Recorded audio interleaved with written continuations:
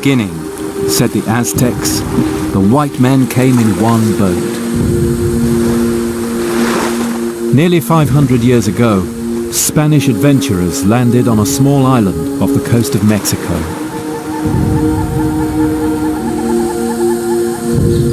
It was the first contact between the civilizations of the Old World and the New.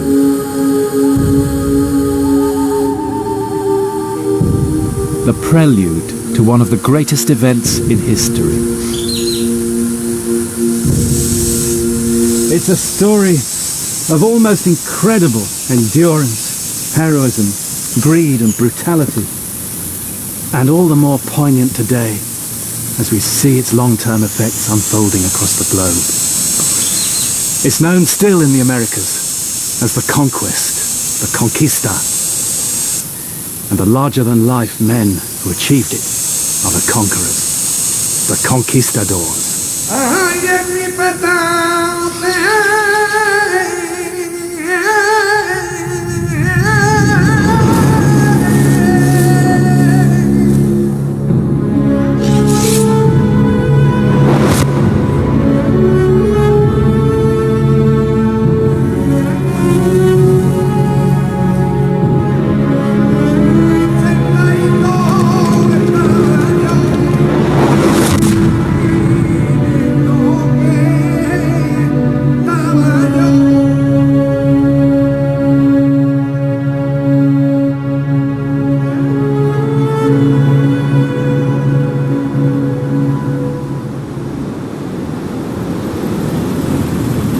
The tale begins back in Spain, in the bleak land of Extremadura.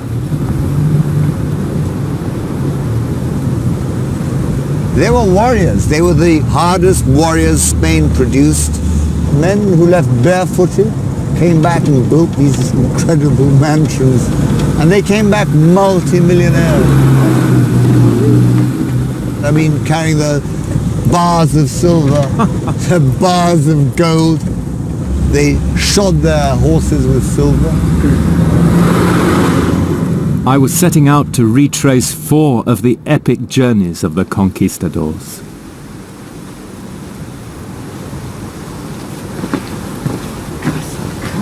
Stuart Sterling's ancestor was one of them, and he took me back to where it all started. Well, this is one of the gates of the towers, and here we're coming to...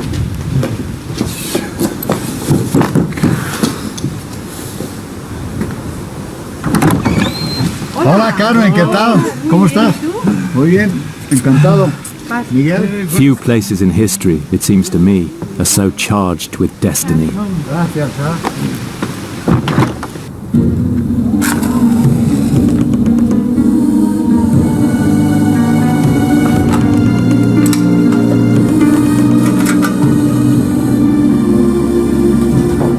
The first of the great conquistadors was Hernán Cortés. He was a poor boy from the small town of Medellin, trained not in war, but in law. He's one of history's great names, but he's still a mystery. You know, it's funny, you set off on journeys like this, and you search for clues, and I find Cortés the most enigmatic of all the conquistadors. They say he was a sort of snob, unkind to little people. They also said that he was a great womanizer and a gambler. Yes, someone who knew him says that although the family were poor, he always dressed like a great lord as if he'd been born in brocade.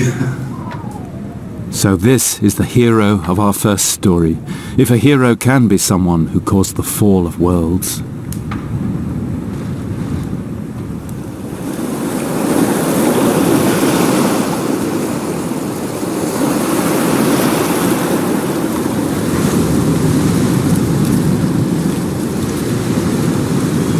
Most mighty prince, wrote Cortés to the King of Spain, let me begin at the beginning.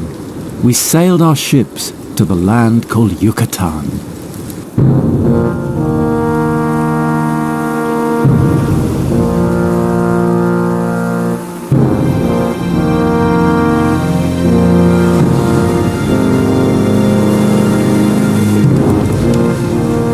A self-made man, Cortés had financed his own expedition, 11 ships, 500 soldiers. Like Columbus, he didn't know what lay ahead. He thought the land they could see beyond Cuba was just islands through which they could sail to China. It was April 1519.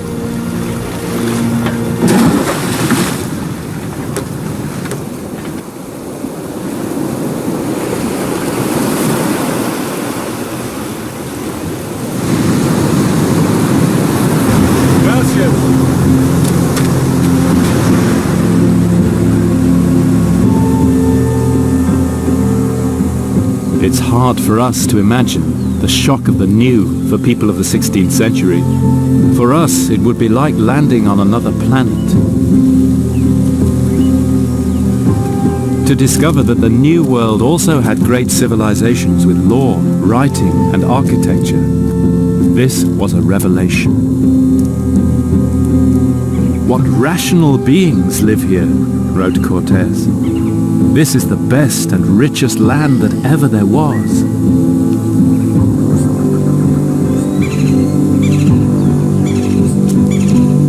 The awestruck conquistadors christened one place El Gran Cairo.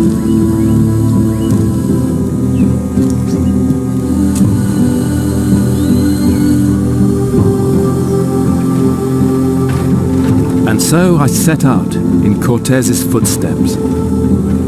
With me I took his letters and the memoirs of his companions. But the other side also has a voice in this story.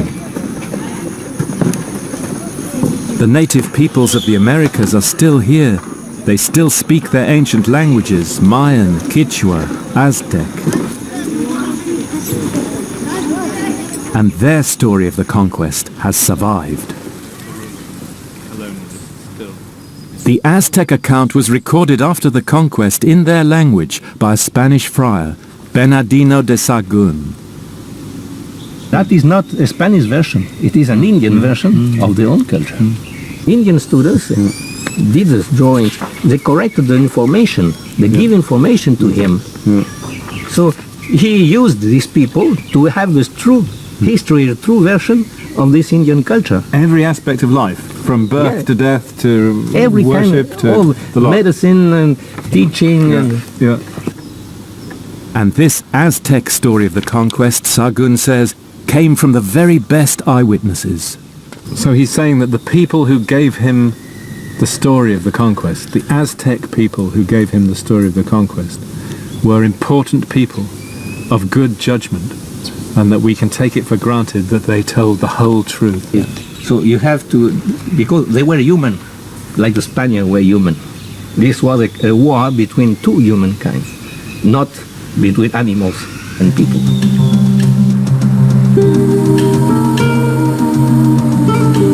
Cortés headed west to the Tabasco River, the frontier of the Mayan and the Aztec-speaking worlds. Still perhaps unsure of his next move, he landed in Frontera.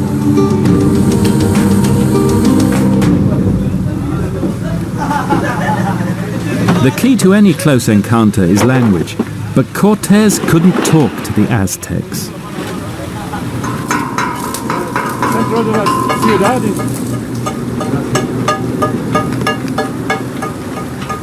He'd already found a Spanish sailor who spoke Mayan. And then, here in Frontera, he had his lucky break. Cortés was given a slave girl by a local chief. Her name was Malinali. But here in Mexico, everyone calls her Malinche.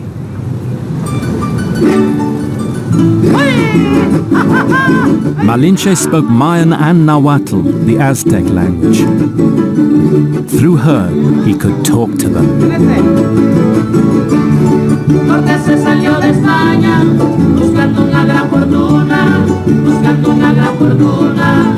Porque se salió de España a Malinche mujer extraña, para Cortés fue oportuna, valiéndose de sus mañas, traicionó su noble cuna, tierra que, tierra que, tierra que. Cuando pasa a poder de los españoles, Marina se sigue comportando como lo que es. Hernán Cortés Malinche was treated well by the Spanish, especially by Cortés. Some say she fell hopelessly in love with him. Yes, some say she was dazzled by the power of Cortés. De Hernán Cortés. And how she's paid for it. Traitor, whore, goddess of death. For nearly 500 years, Mexicans have argued about Malinche and her relationship with Cortés. He was very handsome. Enamorados. Of course they were in love.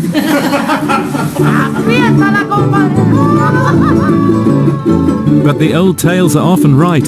History can turn on such human moments. Malinche was the one who would lead Cortés to his destiny.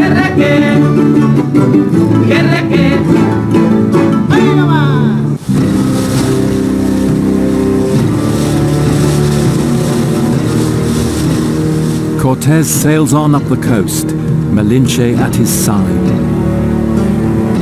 He keeps asking about gold. And everywhere they tell him of a mysterious empire in the interior. A land called Mexico. He anchors at an island off the coast, the Isle of Sacrifices, just off the modern port of Veracruz. And it was here that Cortés had his first encounter with the Aztecs. In his letters, you can still feel his sense of wonder. Since then, the tale has become a myth. It's even immortalized in the movies.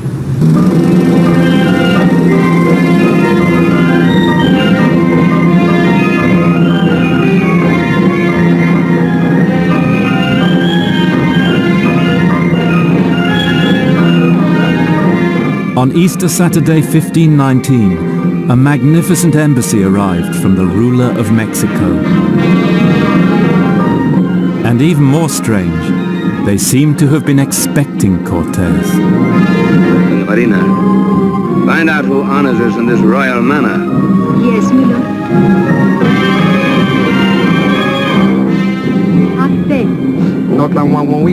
Malinche translates their Nahuatl. Say to the royal ambassador that I'm pleased to welcome him to my camp.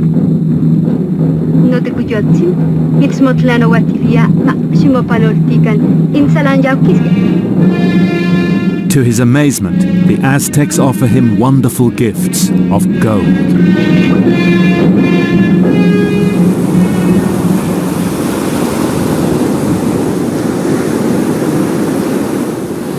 And though Cortés was pretending to be the ambassador of a great king, of course he couldn't respond in kind. And as gifts to the Aztecs, he scraped together a chair and some trinkets and a red velvet cap, which their ambassador accepted, though he looked at them as if they were excrement. Then came the crucial moment in the conversation. "Do you have more gold?" says Cortés, "because I and my men suffer from a disease of the heart that can only be cured by gold." "Yes, we do," said the ambassador. There could hardly have been a more dangerous admission.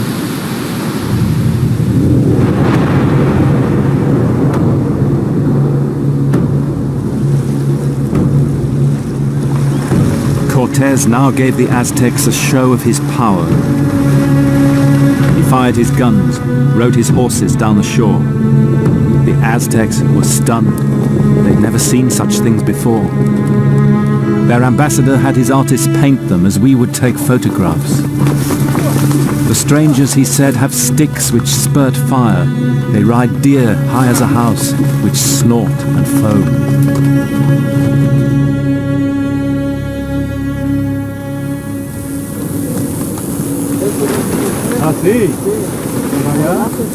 Cortés was invited to make a camp, and he built a base here at Villa Rica. You can see it all from here, can't you? The little bay, the little headland where they built their fort. Tiny, isn't it? It's just the first enclave in the New World. But it all started from here.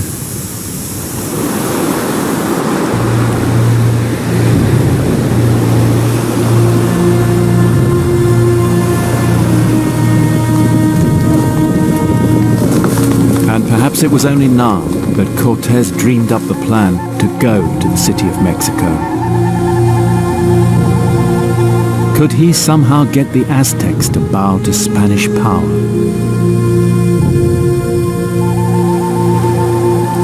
Those nights by the sea, the locals told him of what lay ahead. How the Aztec Empire was built on fear and tribute. A tribute not only of things, but of people, of human hearts. The name of the Aztec ruler was Montezuma. But Montezuma was haunted by prophecy, a legend of an exiled god who one day would return to claim his throne.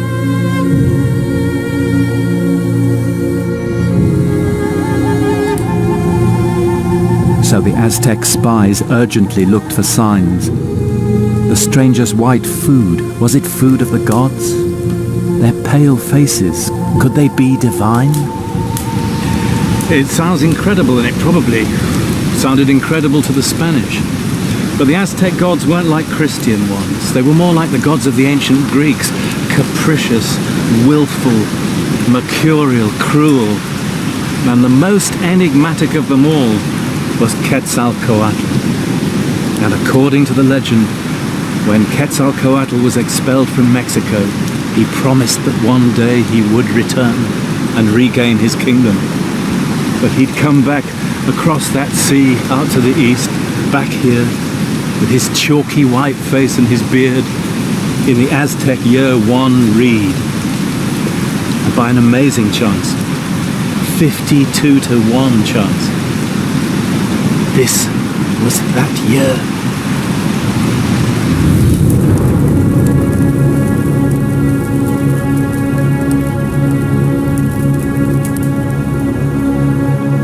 And for the Aztecs, nothing happened by chance.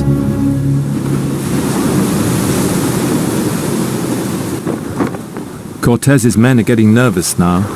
They know a great empire lies inland, and they know Cortés wants to go there. And now Cortés faces mutiny. He acts fast, kills the ringleader, and then, so no one can get away, he decides to pull his ships up on the beach and scupper them.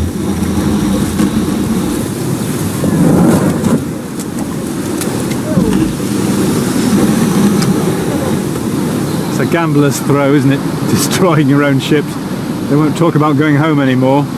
Typical piece of Cortés. For now, he knows what he needs to know about the Aztecs, but if he's going to persuade his men to follow him into the interior, then he needs to hitch them to his dreams. To leave them, as he put it, with nothing to rely on but their own hands and the assurance that they must either conquer or die.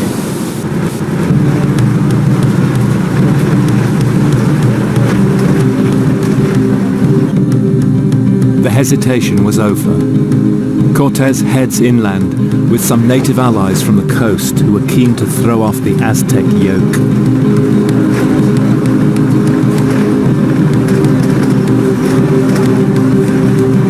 He took a back road towards Montezuma's capital, Tenochtitlan, hoping along the way to find friends among Montezuma's enemies.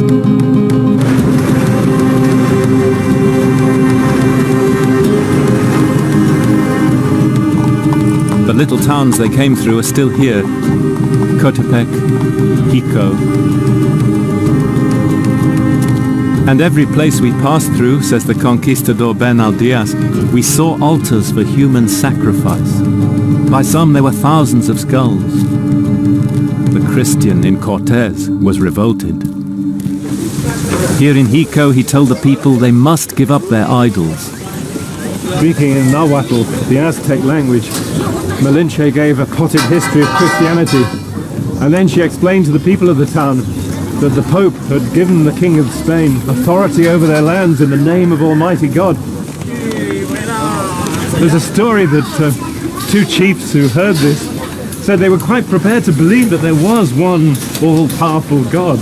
But as for the idea that the Pope had given their lands to somebody else who lived so far away, the Pope must have been drunk.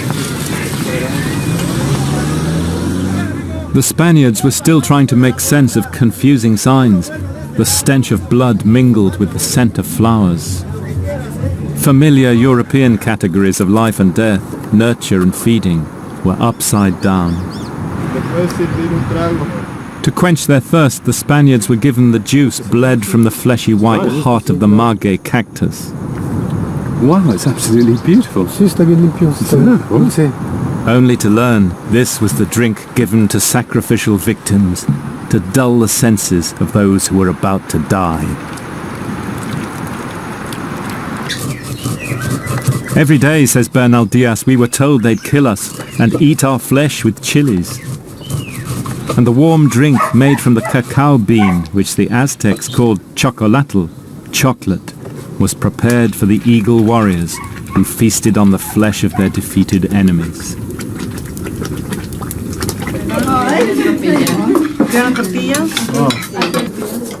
Human sacrifice here is long gone, but chocolatl is still drunk at religious feasts, and the Aztec language still survives. And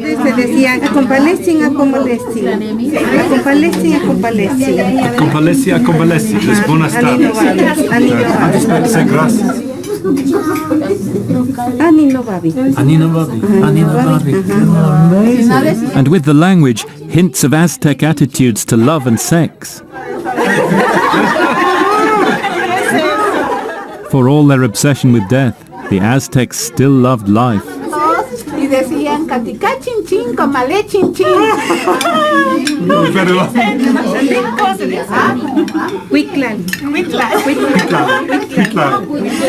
I can't tell you what that means.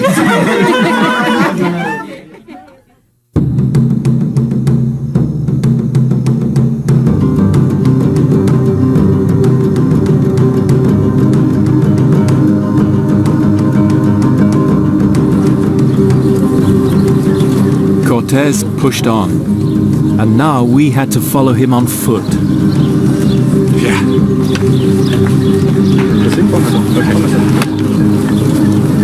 Ahead of us, says Cortés, we saw a great range of beautiful mountains, the peaks so white we think they must be covered with snow.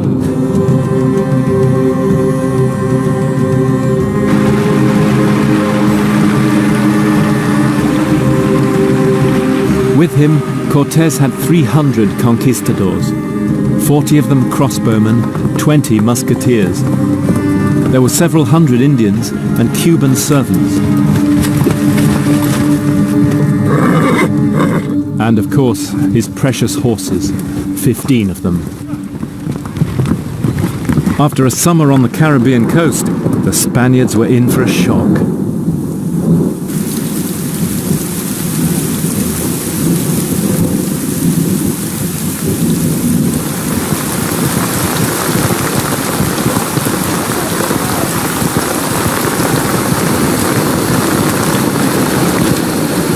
One of the conquistadors, Bernal Diaz, says when they came into the mountains here, it just rained and rained. The paths turned into torrents. All they had was their cotton armour for the tropics. They just were completely unprepared for the change of temperature going up to 11,000 feet, soaking wet and freezing cold. Some of their Indian servants died.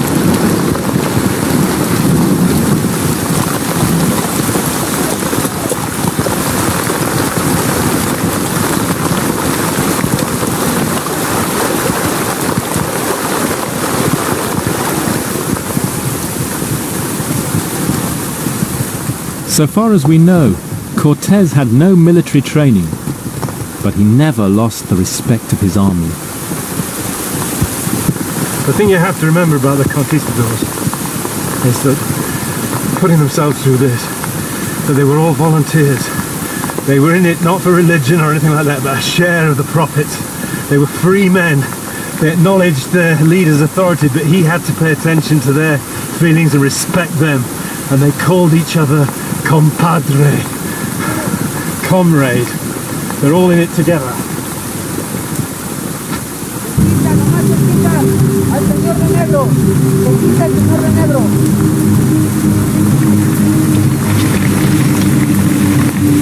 Got the pass up there, Ray? Ray? That's the pass, is it? That's the pass, that's the top. Cortez called it Nombre de Dios, the name of God.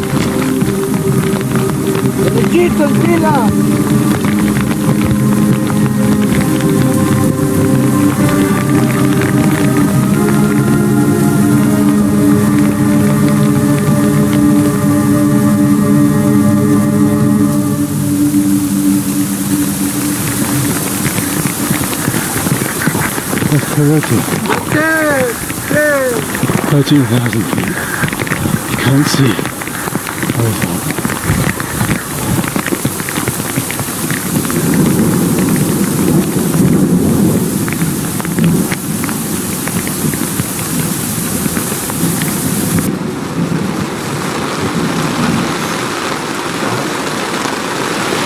Muchas gracias.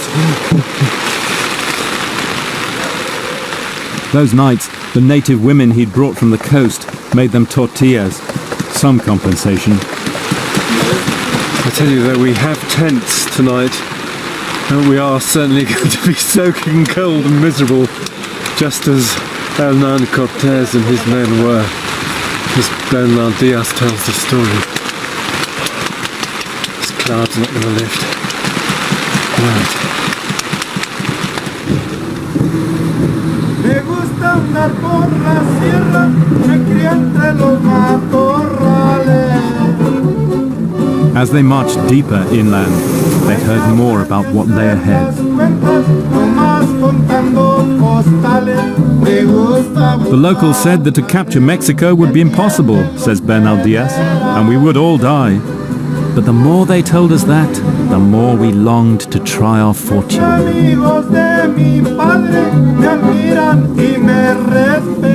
After the mountains, though, things got no better. Through autumn hailstorms, they trekked across a desolate plain of salt lakes with no food or water.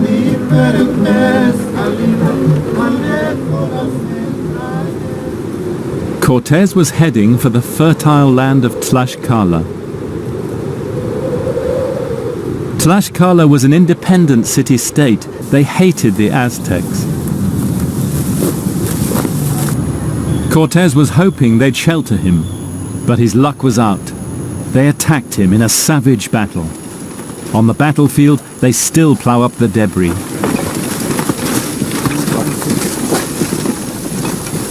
Buenos días. Estoy buscando la ruta de Hernán Cortés. La batalla. Ahí, aquí. Ah, sí. Almost looks like glass, doesn't it? But this is obsidian. You see the sharp edge to it. They had a row of these things along the set into the wood of the clubs that they used. Yeah. Nasty wound, but nothing like Spanish steel. There were 149,000 of them, Cortés wrote to the king in Julius Caesar mode. It was touch and go. He hung on grimly on this little hill for 2 weeks. And then, with their own losses mounting to the Spanish guns, the Tlaxcalans offered him a deal.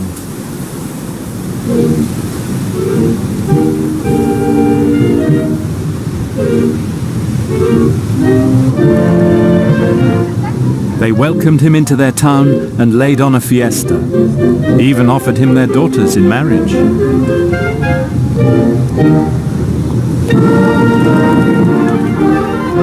The Tlaxcalans had realized that these strangers with their guns could help free them from the Aztecs. Ever since, they've been accused by other Mexicans of betraying their country. But of course, that's not how they see it. Y entonces el viejo Xicoténcatl, que es el anciano, Xicoténcatl, the elder, reaches for Hernán Cortés, who returns the embrace, but he doesn't let go of his sword. The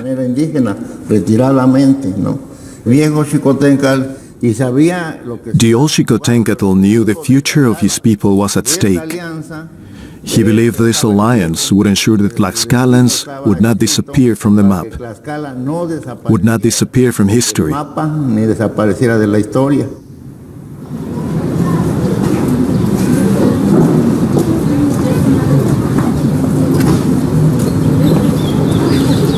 course, the alliance with the Tlaxcalans is the turning point of the whole story. In fact, it's a turning point in the history of the New World.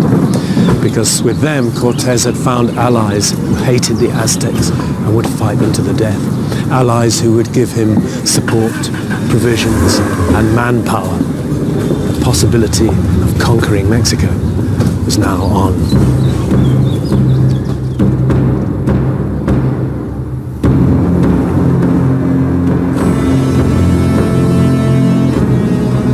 So Cortés marched on, with several thousand Tlaxcalan warriors behind him,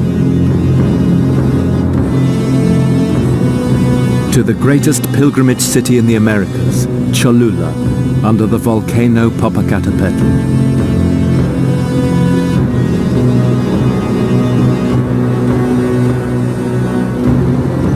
The people here were friends of Montezuma, and the Tlaxcalans warned Cortés to expect trouble.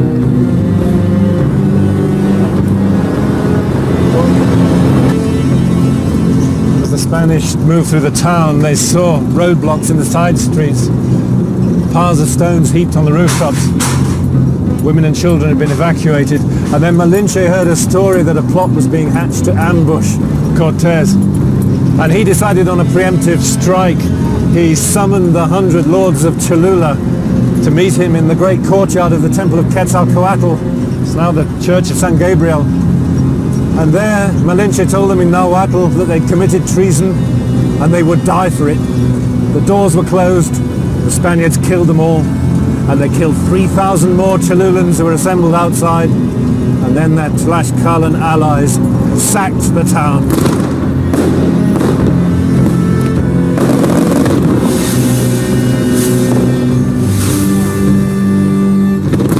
And so death came to Cholula, says the Aztec account. When we got the news, we were seized with fear. It was as if the earth itself were shaking. My heart burns as if it's been washed in chilies, said Montezuma.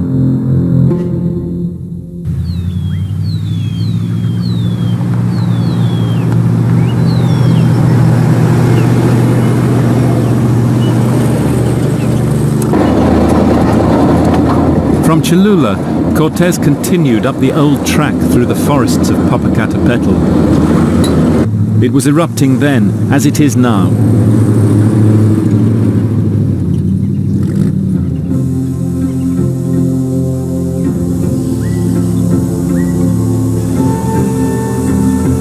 Finally, the Spanish army came down through the clouds into the Valley of Mexico.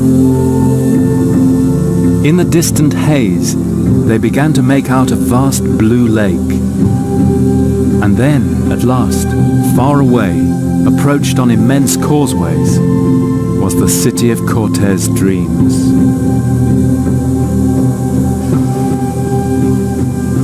It seemed like an enchanted vision, wrote one of his men. Indeed, some of our soldiers asked whether it was not all a dream. It was so wonderful that I do not know how to describe this first glimpse of things never heard of, seen, or dreamed of before.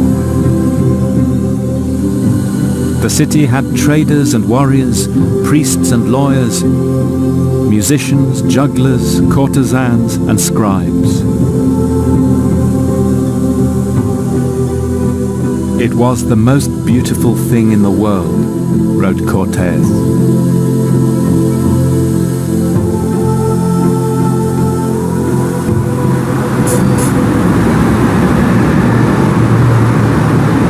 Believe it or not, that's where the causeway came in the 16th century.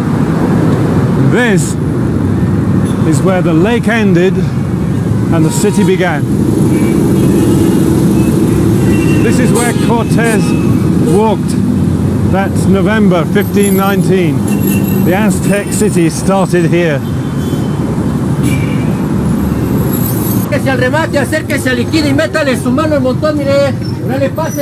And though Montezuma's Tenochtitlan is long gone, it's still possible to trace the events on the ground.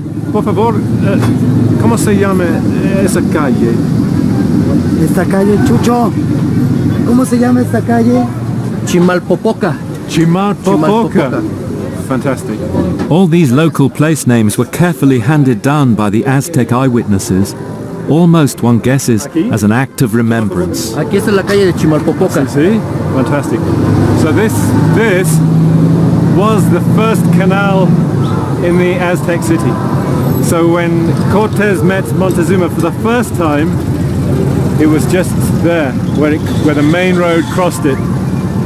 Not a very edifying place today, but that's it.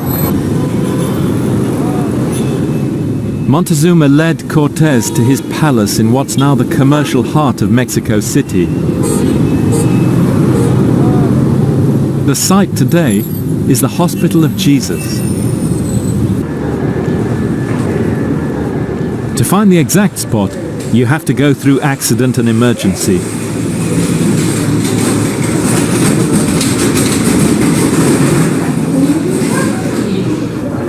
The Aztecs led the Spanish into a great courtyard, framed by a beautiful building. It was on this spot. The tale of that momentous meeting is told by the Aztec eyewitnesses.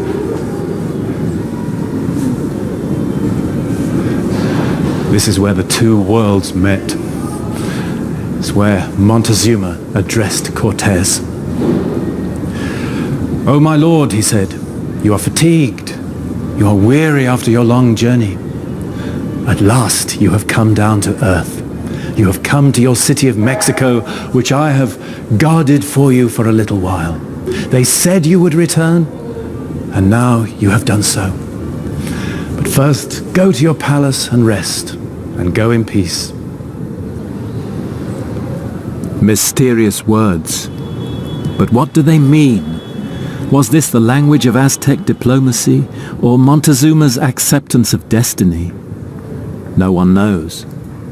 But in the Aztec calendar, that day, the 8th of November, was one wind, the day of Quetzalcoatl, a day of robbery, violation, and deceit.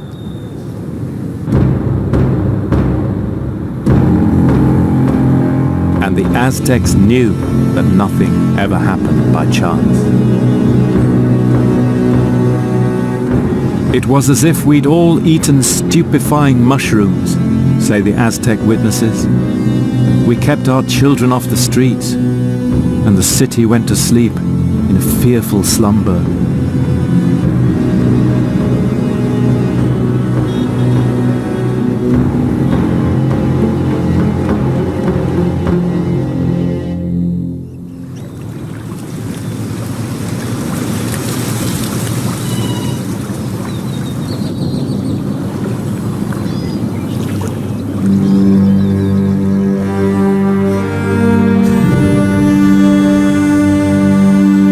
The city woke as it always had. In the streets of the modern world, we can only dimly imagine its splendor. The flutes and conch shells greeting the dawn, the bustle of merchants, the tens of thousands of blooms carried each day to markets drenched in the scent of the Americas.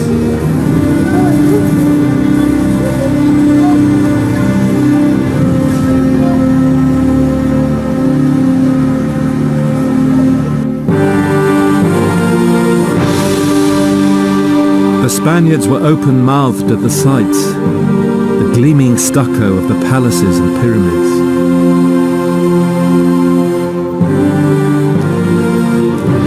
They wandered the courtyards, gawped at strange gods.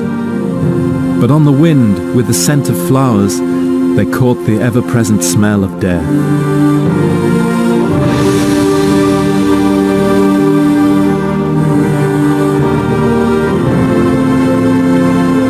And in their hearts, they feared that Cortes the gambler had led them into the jaws of hell.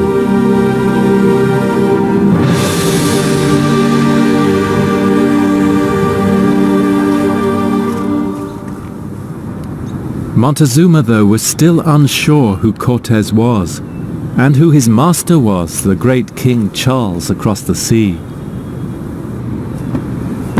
So now Montezuma proudly shows Cortes the pyramid of the war god, on whose summit thousands of captives had had their hearts cut out.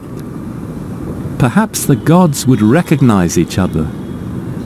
Trying hard to appear calm, the Spaniards entered the chamber. The first thing the Spanish noticed when they came inside was the disgusting smell. And then, as their eyes got used to the darkness, they saw the eyes of the Aztec gods staring at them, gleaming with precious stones. The war god, Huitzilopochtli, was sitting down with a golden bow and arrow, and in front of him was a brazier full of human hearts still warm. And all around the walls were encrusted with dried blood. Cortes then said this to Montezuma: "I don't understand how a prince as great as you, and a man as intelligent as you, could think that these are gods. They are bad things called devils, and I'd like your permission to put a cross and a picture of the Virgin Mary inside here." Montezuma took offense at that. "If I thought you were going to be so insulting to our gods," he said, "I would never have brought you in here to see them. We hold these things to be good. They bring us health, harvests, rain and water, and we must sacrifice to them. So please don't mention this again." It was quite a gulf. For the Christians, God gave his blood to redeem mankind. For the Aztecs, mankind must give its blood to redeem the gods.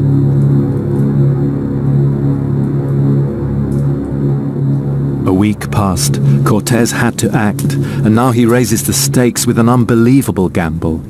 At gunpoint, he arrests Montezuma. "What we want you to do now is to come over with us to the palace where we're lodging. Quietly and with no fuss. If you make a noise or raise the alarm, we will kill you." Montezuma is amazed. Nothing he's learned in the palace of nobles of the Aztecs has prepared him for this. "My person cannot be taken prisoner," he says to Cortes. "Even if I were to like it, my people would never accept it." The argument goes on for 4 hours. Montezuma in tears at one point, and all the while Cortes's captains are pacing up and down, getting more and more nervous, and then one of them says, "Look, either he comes with us now, or we kill him now." And when Malinche translates that, Montezuma caves in.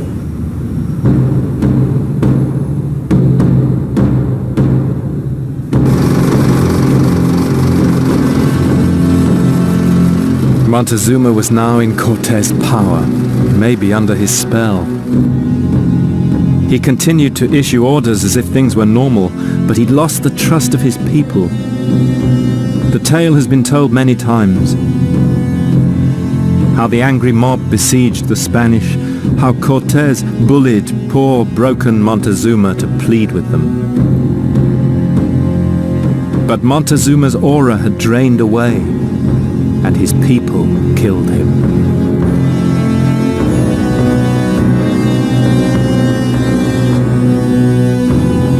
The Spaniards were trapped inside the city, food and water cut off. His dream slipping from his grasp, Cortes was forced to give the order to escape.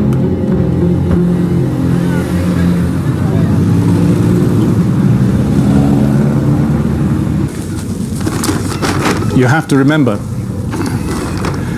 the city was on an island, completely surrounded by water, linked to the mainland only by 3 great causeways.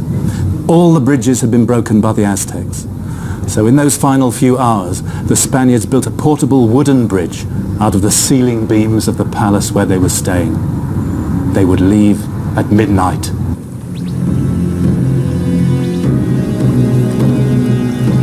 The night was clear with a gentle rain. the Spaniards marched in silence, hugging their gold.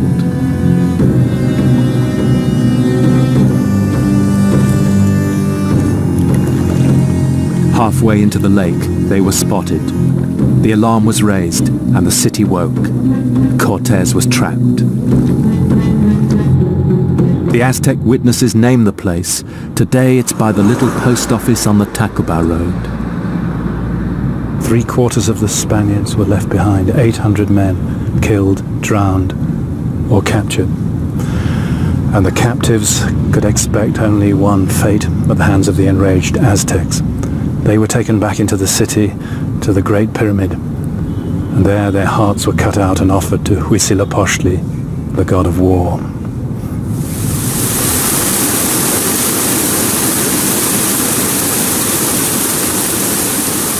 On the far shore, Cortés gathered the survivors by a huge saber tree.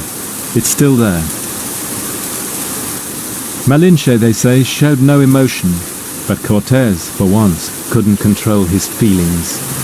They said there were tears in Cortés' eyes that night, the night of tears. But of all his comrades who died, he asked after only one, Martin Lopez, the shipbuilder. And when Cortés heard that Lopez had survived, although badly wounded, he said, Vamos, que nada nos falta. Okay, let's go, for we lack nothing.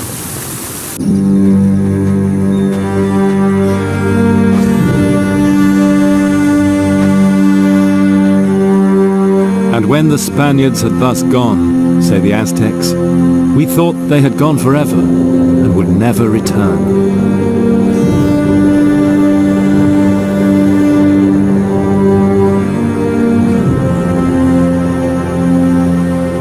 But across the mountains, the Tlaxcalans stood by Cortés. And what he does now is one of the most amazing things in history.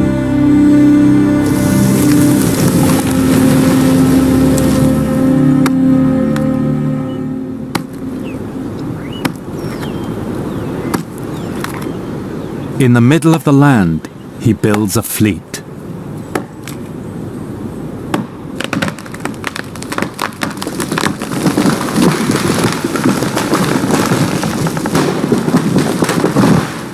That's why he needed Martin Lopez. They're going to build 13 brigantines, and all of them are in more than 40 feet long, and they're going to take them to bits, and they're going to carry them all the way to Mexico City. This is what does the maestro think about this? This is an incredible idea. Supposedly they disassembled the fleet to carry it, as there are no navigable rivers around here.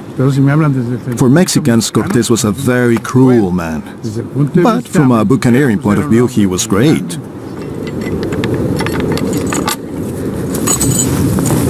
Cortés would not let go of his dream.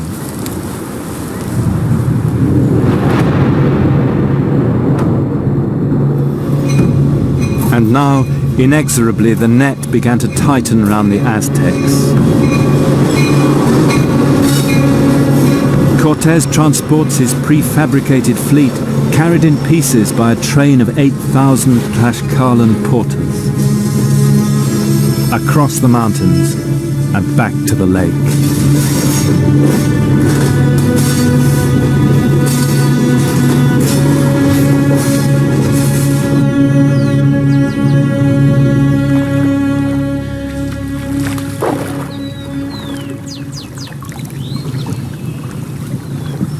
On the lake shore, he waited with thousands of native allies. It was May 1521. Cortés' moment of destiny had arrived. It was to be nothing less than a war of the worlds.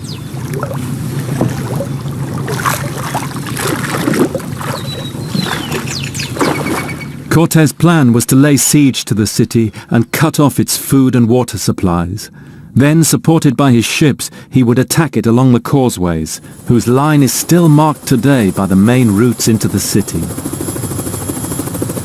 It was a new kind of warfare for the Mexicans, sieging a city, involving the ordinary population, the women and children, starving them. This wasn't part of war in ancient Mexico. But Cortes, of course, was a modern man. It was total war. The siege lasted for 80 days. 250,000 people were reduced to eating lizards and grass. Devastated by European diseases, the Aztecs under their new king Cuauhtémoc still refused to negotiate, and the Spanish had to win the city street by street. In the last battle, the Aztecs were squashed into the warren of streets round the Great Pyramid in the north, in Tlatelolco.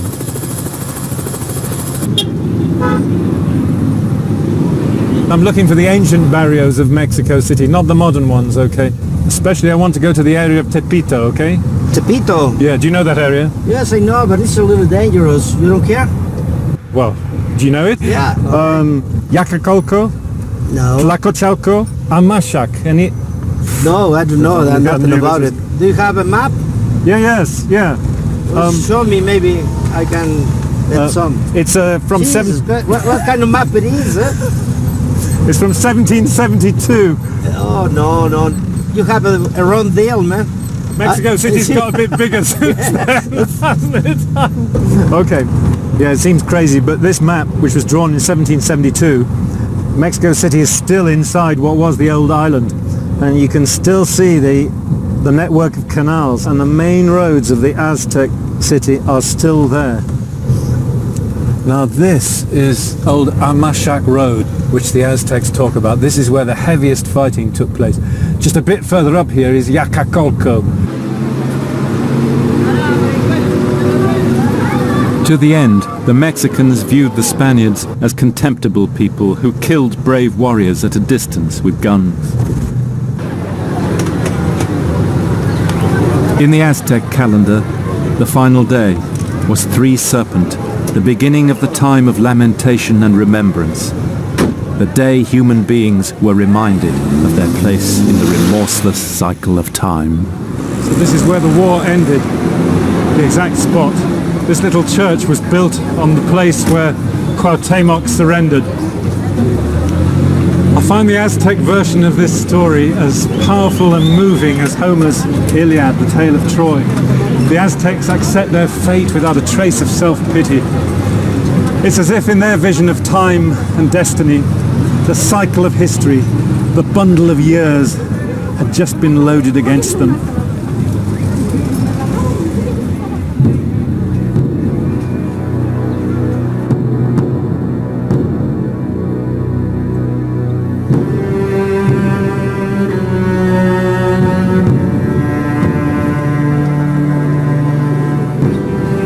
The Aztec lamentations have been handed down to us. Broken spears lie in the streets. We have torn our hair in grief. Our houses are roofless now, our walls red with blood.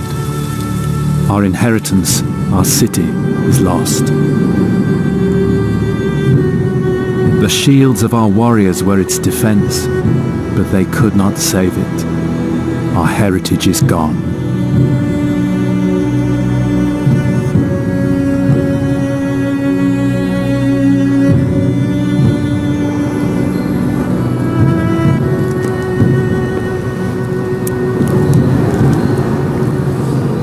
A year or two after the conquest, while a new Mexico was rising on the ruins of the old, Cortes founded a hospital for the good of his soul on the spot where Montezuma had welcomed him.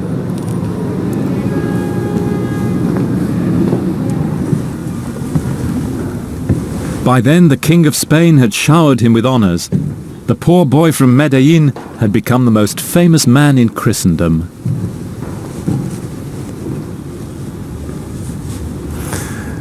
His talent served him well. The gambler who gambled everything and won. But maybe in the end it was a hollow victory. For in achieving his dream, he had to ruin it. It's given to few people in history, single-handedly, to destroy a civilization.